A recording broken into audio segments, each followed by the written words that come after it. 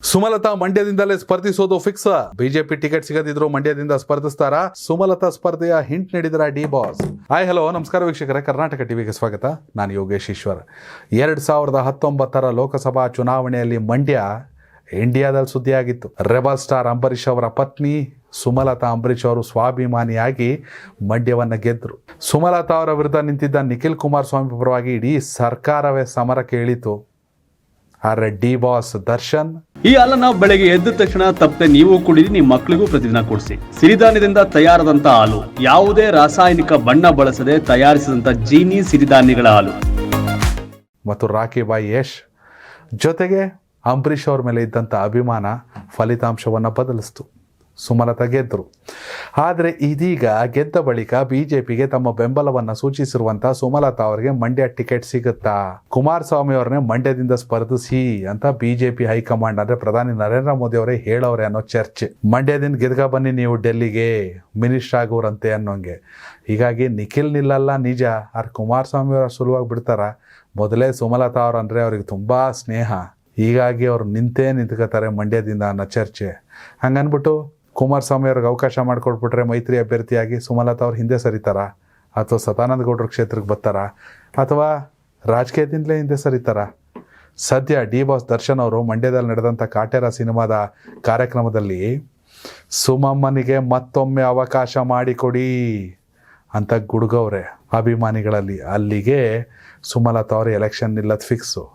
ಹಂಗನ್ಬಿಟ್ಟು ಎಲ್ಲೋ ನಿಂತ್ಕೋತಾರೆ ಅಂದ್ಬಿಟ್ಟು ಮಂಡ್ಯದಲ್ಲಿ ಕೇಳ್ಕೊತಾರೆ ದರ್ಶನ್ ಅವ್ರು ಹೇಳೋರೆ ಅಂದರೆ ಸುಮಲತಾ ಅವ್ರು ಮಂಡ್ಯದಲ್ಲಿ ಸ್ಪರ್ಧಿಸೋದು ಫಿಕ್ಸು. ಬಿಜೆಪಿ ಟಿಕೆಟ್ ಕೊಡಲಿ ಕೊಡದೇ ಇರಲಿ, ಯಾರು ಟಿಕೆಟ್ ಏನು ನಂಬ್ಕೊಂಡು ಅವ್ರು ಎಲೆಕ್ಷನ್ ಗೆದ್ದಿಲ್ಲ 2019. ಹಂಗನ್ಬಿಟ್ಟು ಅವ್ರನ್ನ ಕಾಂಗ್ರೆಸ್ಗೆ ಸೆಳೆಯೋ ತಂತ್ರಗಳು ನಡೀತಾ ಇದೆ ಅನ್ನೋ ಚರ್ಚೆಗಳು ಕೂಡ ಇದೆ. ಆದರೆ ಸುಮಲತಾ ಅವ್ರು ಇತ್ತೀಚೆಗೊಂದು ಮಾತು ಹೇಳಿದ್ರು, ನಾನು ಮಂಡ್ಯದ ಗೌಡ್ತಿ, ಮಂಡ್ಯ ನನ್ನ ಜನ, ನಾನು ಮಂಡ್ಯಕ್ಕೆ ಬಂದಾಗಿದೆ, ಬೇಕಾದ್ರೆ ರಾಜಕೀಯನ ಬಿಡ್ತೀನಿ, ಮಂಡ್ಯ ಬಿಡಲ್ಲ.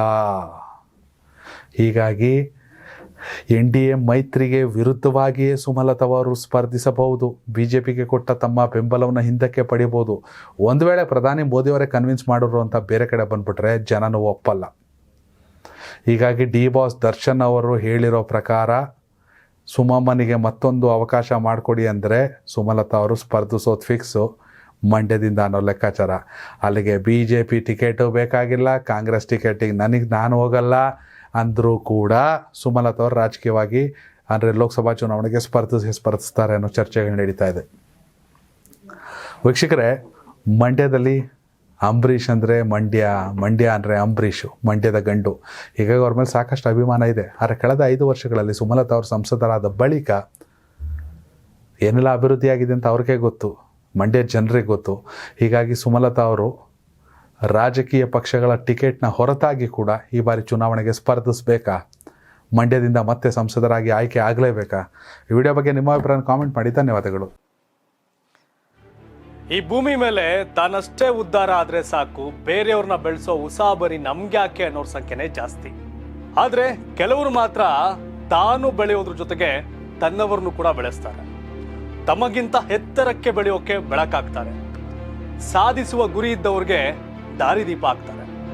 ಇದೀಗ ನಾನು ಇತರರ ಭವಿಷ್ಯಕ್ಕೆ ಬೆಳಕಾಗುವವರ ಸಂದರ್ಶನ ಮಾಡಲು ಹೊರಟಿದ್ದಾನೆ. ಮಿಸ್ ಮಾಡದೆ ನೋಡಿ ಕರ್ನಾಟಕ ಟಿವಿ ದಾರಿದೀಪ.